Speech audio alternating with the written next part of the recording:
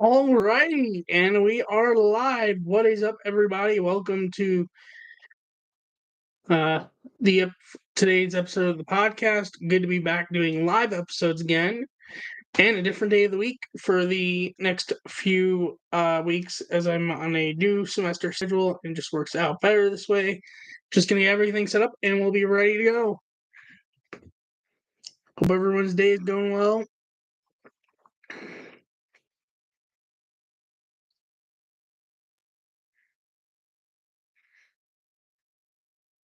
Hope everyone had a good weekend. Hope everyone enjoyed the Super Bowl. I've got a question I want to ask to you guys at some point.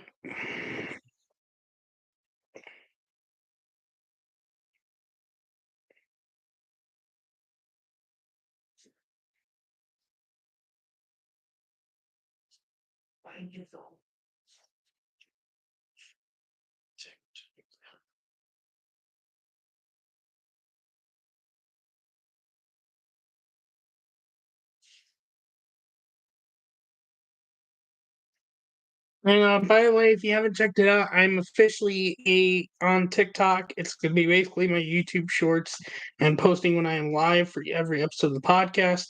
Go check it out. It will be in the link tree in the description of every episode, whether YouTube or audio.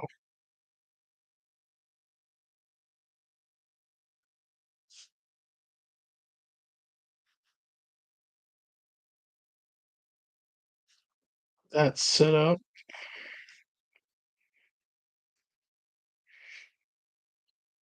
Post on TikTok when I'm live.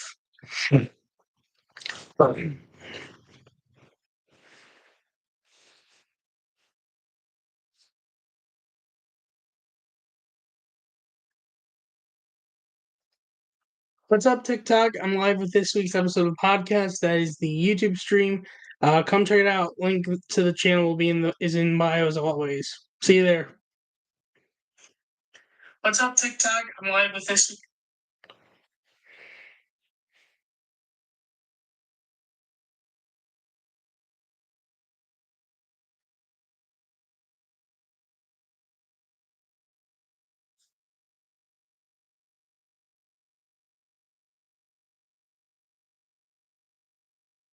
That's what it's all in as we. Okay. I get one last thing set up and we'll be ready to go. Alrighty, let's begin.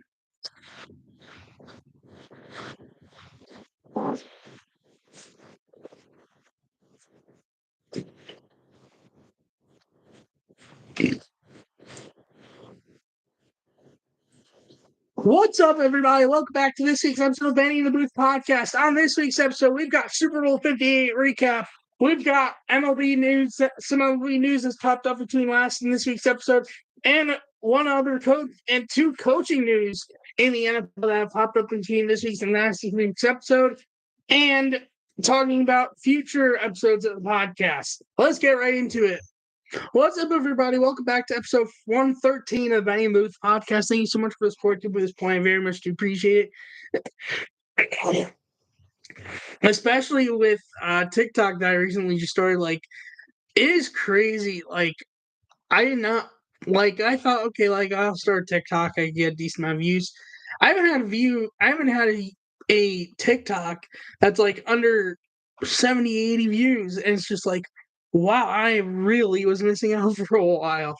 My most is my first ever one, which is 913. Now I've got the rest are 70s and 80s, which are low compared to the first one, but it's like that's way more than I've been getting on YouTube Shorts. So if you're from YouTube and have also checked out my TikTok, thank you so much for the support.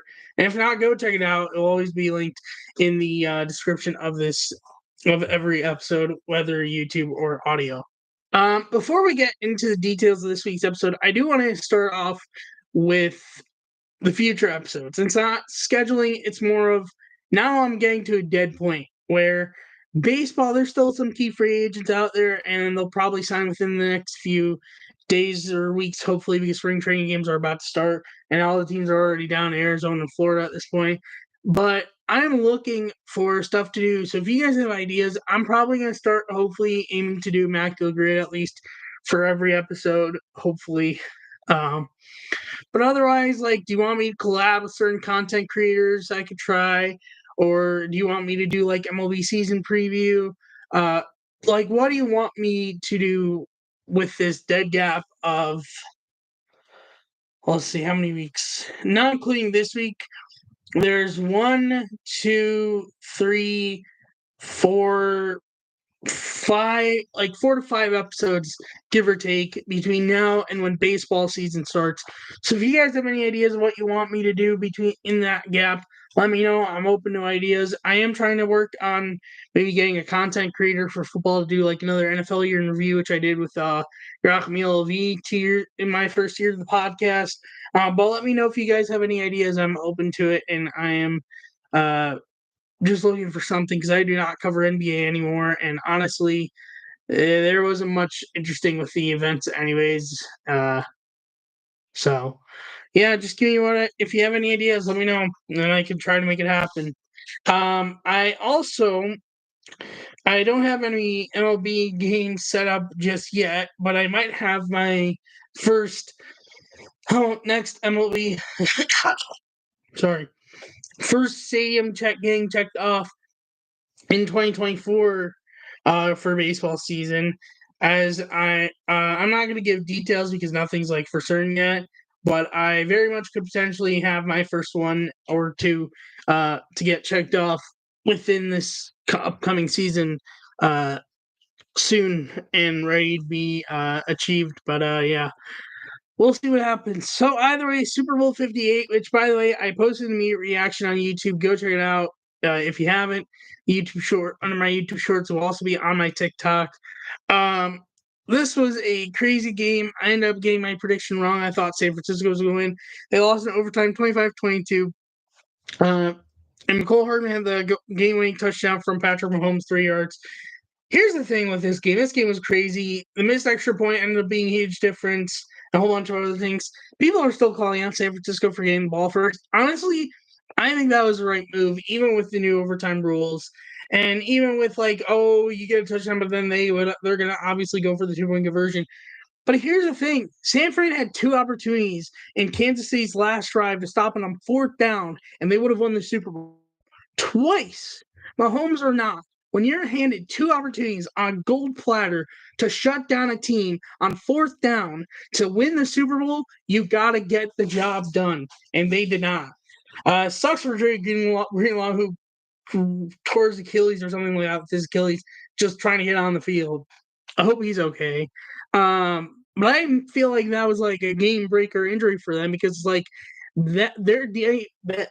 San Francisco's defense is so dominant that it felt like even without Greenlaw, oh, they'll be fine. They still have Chase Young, who had an impact in this game, Nick Bosa, who had an impact in this game, and like so many other weapons of their defense. It didn't feel like it was that much of a loss.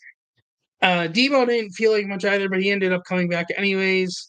There were a few other injuries. Also, what was funny, it was nice to be seeing calls not go Kansas City's way and be against them for once, with how many times they get calls in their favor, how many calls they got in their favor this year. So that was like just hilarious to watch. Intentional grounding, I think, was absolutely intentional grounding. I don't know about the whole zone thing. I still don't understand that with intentional grounding. But the receiver by the time the dude got within the range, like the ball was already incomplete. That was absolutely intentional grounding. But it was just hilarious watching Chiefs get calls called on them that weren't necessarily actual proper calls. I don't know if I'd for sure say, though, referees were tipped one way or another. I think it was pretty even throughout the night. But yeah, it was just nice to see that happen. But either way, Chiefs are now the new Patriots, repeating for the first time since 2003 through 2005, being 03, 04, and 04, 05 seasons. Patriots. Juwan Jennings also became the second player in Super Bowl history with a pass touchdown and receiving touchdown, joining Nick Foles from Super Bowl 52. Isaiah Pacheco had a red zone fumble, which is also the second in the last 38 Super Bowls. Last was Brady in Super Bowl 39 versus the Eagles, which is not the one they lost. That is the one they beat Philly, for context. Jake Moody. So here, this is the funniest thing with the long field goal. So Steve Christie, former Bills kicker who replaced what's his face? Oh my, why am I forgetting his name? Um,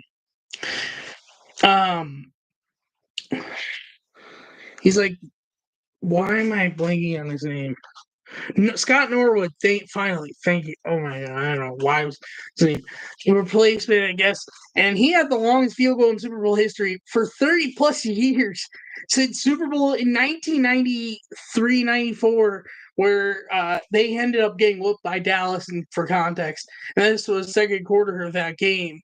Had a 54-yard field goal. Not only was that broken once in this game by Jake Moody having a 55-yard field goal, but then very soon later, it was re-broken again by Harrison Butker, who had a 57-yard field goal, which is just hilarious how, like, record lasted 30-plus years and then just broken twice in one game. Just kind of hilarious to see unfold.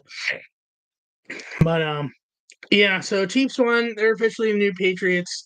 I was tempted to post a immediate reaction to the news from the parade where 20-plus people were shot. One was killed. The rest survived. Or at least last I checked, the rest survived, or at least we're not dead on the spot.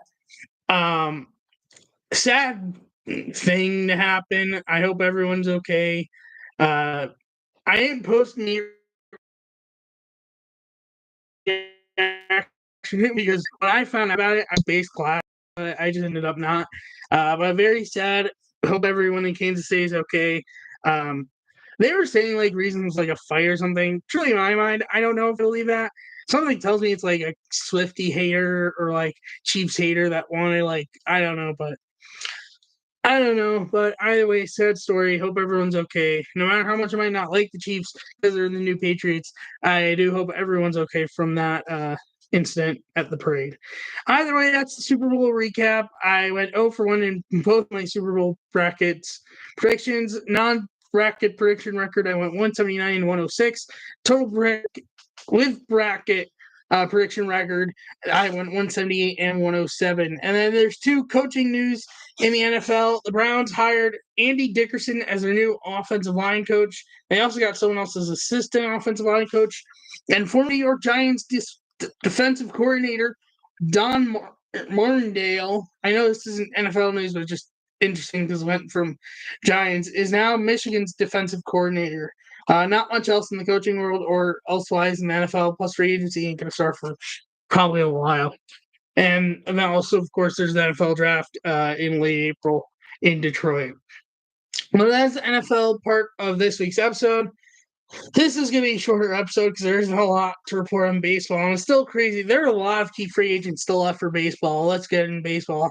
Cody Bellinger isn't signed as of Sunday, February 18th. Blake still hasn't signed.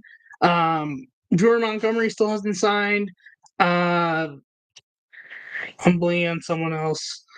But there's like a whole bunch of big names that still haven't signed. Bellinger, Snell, Montgomery, and others. And it's just hilarious. They're all Scott Boras clients, which makes it make sense.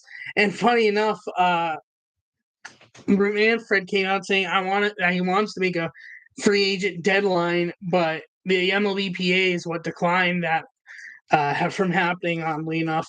But I have a bad feeling that some of these free agents might not even sign until into the season, which the last time that happened was 2019 with Dallas Keuchel and Craig Kimbrell.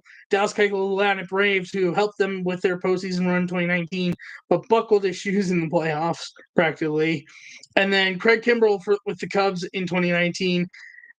I'm not going to talk about that. If you know, you know, and if you don't, look it up. That was not a pretty move for the Cubs that year. And they fully fell on their feet that year. Not a year I like to talk about. But anyways, I have a bad feeling it's going to end up being like that. We'll see if I'm wrong or not. But spring training is basically about to be underway. Games start Saturday and Sunday. But I do not cover spring training games because I don't really give any sort of care towards spring training. It doesn't matter to me. Uh, I don't know. I guess we'll see what happens. But either way, there are a few signings and a trade to talk about. Yasmani Grandal finds a new team, signed with Pittsburgh Pirates 1 year, $2.5 million. He's been bad since he got to the White Sox. We'll see if he can bounce back to Pittsburgh.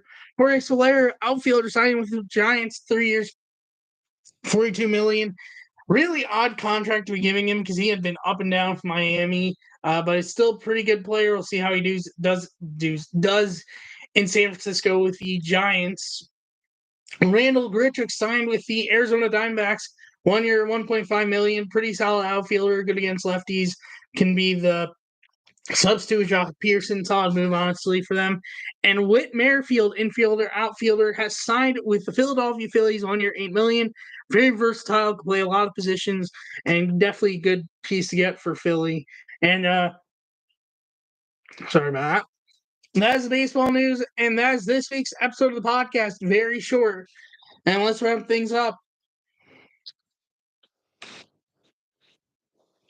Yes.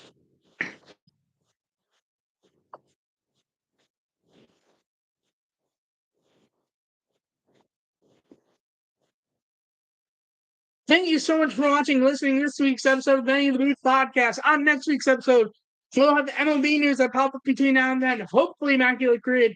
And if there's any ideas that get thrown out or I can work out a collab, we'll have that. And I guess whatever else I can figure out between now and then for next week's episode of Benny the Booth Podcast. Thank you so much for watching and listening. If you're new on YouTube, leave a like, hit the subscribe button, leave a notification button so notified when I go live and or post a new video. If you're new on audio, follow the podcast, leave a review. Response to notify when I post on there. Thank you so much for watching and listening, and I will see you next week episode 113. Bye.